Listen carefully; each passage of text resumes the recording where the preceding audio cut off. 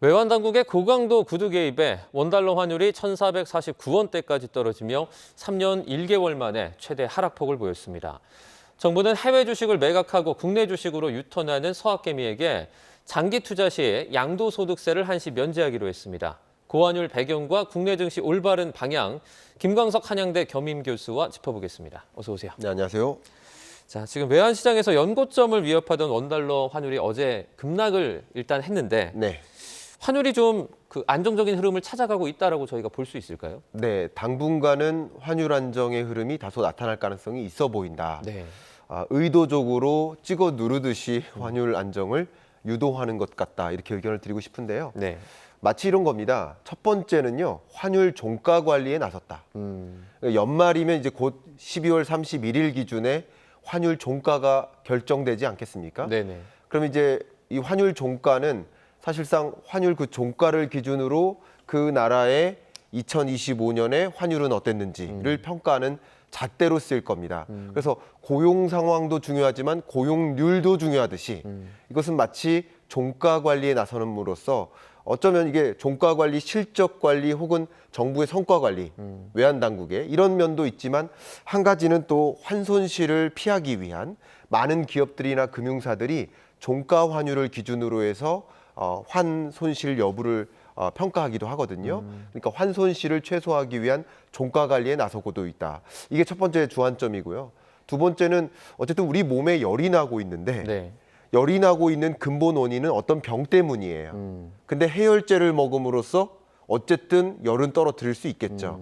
그러니까 지금 외환 시장에 이렇게 고환율이 유지되고 있는 배경은 크게 근본적인 이유와 수급적인 이런 요인으로 구분할 수 있는데 이 수급적인 요인을 정부가 적극적으로 나섬으로써 해열제처럼 열을 떨어뜨리는 고환율을 좀 떨어뜨리는 이런 단기적인 효과는 나타날 거라고 기대합니다. 그러나 네. 궁극적으로 본질적으로 환율이 안정화될 것으로 기대하기는 어렵겠다. 본질적인 대책도 추가적으로 고민해야겠다. 이따 추가적으로 그런 부분 설명드리도록 하겠습니다. 외환 당국의 강력한 구두 개입이 있었다라고 하는데 이건 구체적으로 어떤 내용입니까? 네, 이 환율이 이제 불안정하다라고 하면 정부가 나서기도 합니다. 나설 때 크게 두 가지 방법으로 나섭니다. 네. 한 가지가 바로 구두 개입인 거고요. 두 번째는 직접 개입입니다. 네. 근데 제가 조심스러워서 말씀을 어디까지 드려야 될지 모르겠지만 네. 구두 개입은 맞아요. 근데 직접 개입도 있었는가? 있다고 보여진다라고 의견을 드리겠습니다. 네. 왜냐하면 직접 개입한 예를 들어서 기재부와 한국은행이 함께 외환 보유액을 활용해서 직접 개입에 나설 수 있고 국민연금도 역시 기금 운용액을 가지고 환해지라든가 그 여러 가지 장치를 이용해서 역시 직접 개입에 나설 수는 있습니다. 그러나 실제 얼마만큼 직접 개입에 나섰는지 그 평가를 할 수 있는 통계는 사후적으로 발표되기 때문에 지금으로서는 여러 경향과 정황상 직접 개입도 나선 것으로 평가된다. 그냥 단순한 구두 개입만으로 하루 사이에 30원 이상으로 떨어지는 이런 일은 있기가 어렵습니다. 네. 그렇기 때문에 구두 개입과 직접 개입이 같이 맞물렸다. 그러니까 이 구두 개입도 그냥 지금까지도 계속 구두 개입을 했었거든요. 네네. 근데 이제는 정책의 효과성을 보여주겠다. 여기서 더 환율을 방어하지 않으면 그건 우리 스스로 무능함을 표현하는 것이다. 네. 라는 절박한 심정의 어떤 구두 개입까지 나온 거예요. 네. 그러니까 강력한 조치를 추가적으로 단행할 것이다. 그러면 많은 외환시장 투자자들이 달러를 보유하는 것이 맞는가? 아니면 이제는 원화를 보유하는 것이 맞는가에 대한 판단을 하게 만들겠죠. 그러면서 강력한 구두 개입과 직접 개입도 동시에 발동한 것으로 해석된다고 말씀드리겠습니다. 네. 구두 개입은 이제 확실하고 그다음에 직접 개입은 이제 약간 추측의 단계다 이렇게 좀 말씀을 해주신 것 같아요. 정황상 거의 확실한데 네. 거의 확실하지만 제가 제 입으로 직접 개입도 나섰습니다라고 표현하기엔 이르다. 왜냐하면 공식적인 통계가 발표되지도 않았고 네네. 직접 개입 규모가 얼만큼인지도 아직 알 수 없기 때문에 뭐가 팩트냐라고 한다면 보여진다. 그렇게 평가된다라고 의견 드리는 게 맞지 않을까 그렇게 설명드리고 싶습니다. 이어서 추가적인 어떤 세제 혜택이 있다고 하는데 이 부분도 설명을 좀 자세하게 해주시죠. 네, 그러면 이제 향후 어떻게 외환 시장을 관리해 나갈 것인가. 네. 정말 정부가 전방위적으로 외환 시장을 관리하기 위해서 움직이고 있습니다. 그 첫 번째가 보고 계시는 이 자료인데요. 기획재정부에서 발표하기를 국내 투자 외환 안정 세제 지원 방안을 마련했습니다. 소위 말하는 서학개미 개인 투자자들이 해외 주식을 매각하고 그리고 원화를 환전해요. 그러면 달러가 한국에 들어오겠죠. 네네. 국내 주식이나 그 돈을 가지고 주식형 펀드를 투자한다. 그러니까 쉽게 말하면 해외 주식 팔고 국내 주식 산다. 네네. 그러면 1년간 장기 투자에 따른 비과세 혜택을 주겠다. 해외 주식 양도세에 대한 비과세 혜택을 주겠다.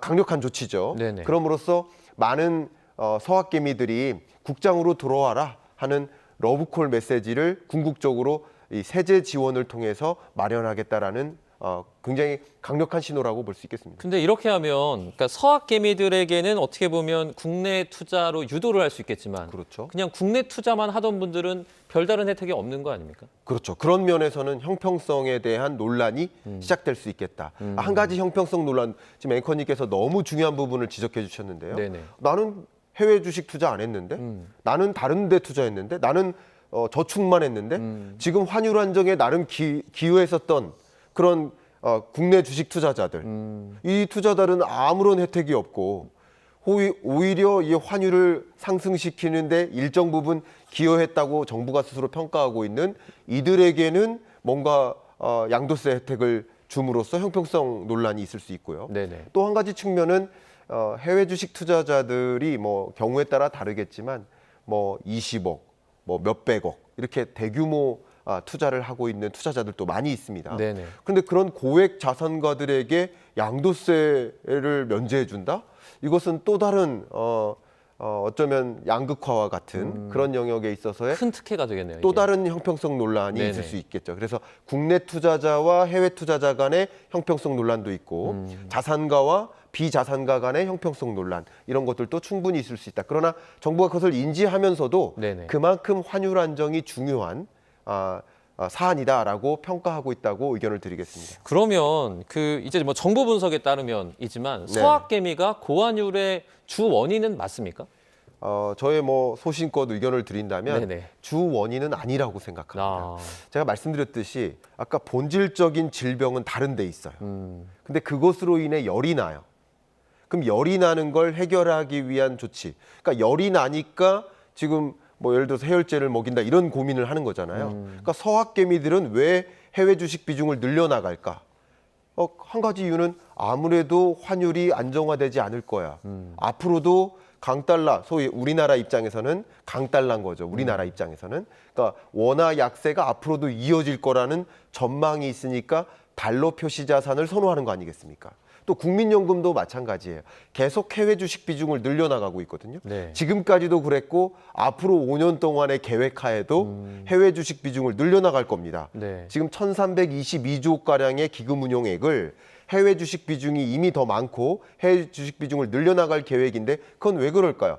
앞으로 달러 표시 자산을 보유하는 것이 유리할 거야. 기금을 운영하는데 유리할 거라는 판단 아니겠습니까? 네네. 그러니까 그 판단 자체가 잘못됐다고 저는 생각을 하지는 않습니다. 그러나 어쨌든 그런 요인들이 환율이 앞으로도 상승할 거야. 고환율이 지속될 거야라는 판단하에 달러 표시 자산을 선호하게 만든 거고 달러 표시 자산을 선호하고 달러로 몰리니까 그만큼 또 고환율을 지속하게 만드는 그런 요인에는 해당된다. 그러나 본질적인 요인은 다른 데 있다라고 저는 의견을 갖고 있습니다.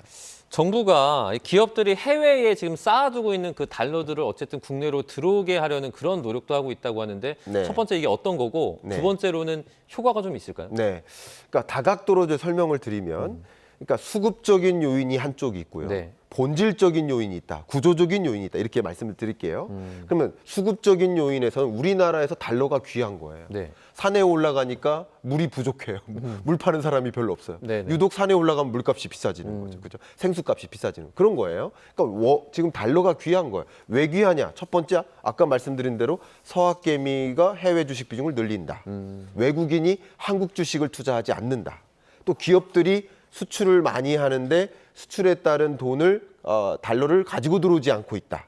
또 해외 직접 투자가 많이 일어나고 있는데 그것에 따른 배당을 한국으로 가지고 오지 않고 있다. 그러니까 그만큼 달러가 귀해지고 원화는 넘쳐나니까 이게 수급적인 요인으로 인해서 어쨌든 환율이 높게 유지되는 거라고 볼 수 있겠는데 이 수급적인 요인을 관리하겠다. 쉽게 말하면 아까 말씀드렸던 것처럼 개인 투자자, 서학개미자 투자자에게도 한국 주식 비중을 늘리도록 기업들에게도 마찬가지 배당에 따른 그 수익을 달러 자산을 한국으로 가져올 경우 그것에 대한 또 세제 혜택을 이름으로써 수급을 좀 관리하겠다라는 것이 정부의 대책이라고 볼 수 있겠습니다. 네, 저희 마지막으로 짧게 그 증시 전망을 조금 이렇게 전반적으로 좀 해주시죠. 네, 2025년 하반기 그리고 26년은 소위 말하는 유동성 장세입니다. 그러니까 미국도 굉장히 빠른 속도로 유동성을 늘려나갈 텐데 제가 자료를 하나 가지고 왔습니다. 네네. M2 증가율 그래프를 함께 보시면서 설명을 드리고자 하는데 네네. 2026년에는 트럼프 대통령이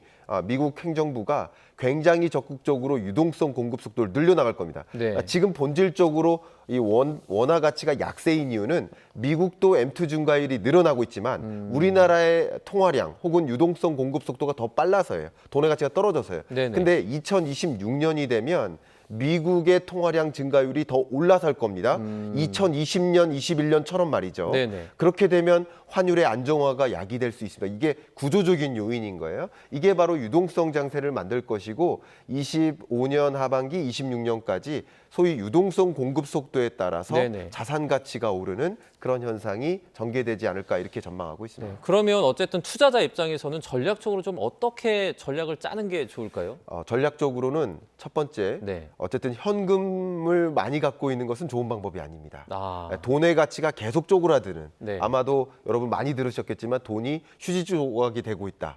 방금 유동성 증가율, 통화량 증가율 데이터 보여드렸던 것처럼 네. 통화량이 많이 늘어난 만큼 돈의 가치가 쪼그라드는 거예요. 아. 그러니까 현금을 보유하기보다는 자산을 보유해야 된다. 근데 정부가 굉장히 강력하게 여러 조치들을 마련하는 것처럼 해외 주식보다는 한국 주식 비중을 늘려나가는 그런 선택을 함으로써 아무래도 세제 혜택 같은 것들도 더 누리신다면 현금이 아닌 자산을 보유하는 형식으로 여러분의 투자 포트폴리오를 관리하는 것이 적절치 않을까 이렇게 의견을 드리고 싶습니다. 네, 알겠습니다. 오늘은 여기까지 듣도록 하겠습니다. 지금까지 김광석 한양대 경임 교수와 함께 경제 전반적인 내용들 알아봤습니다. 오늘 고맙습니다. 감사합니다.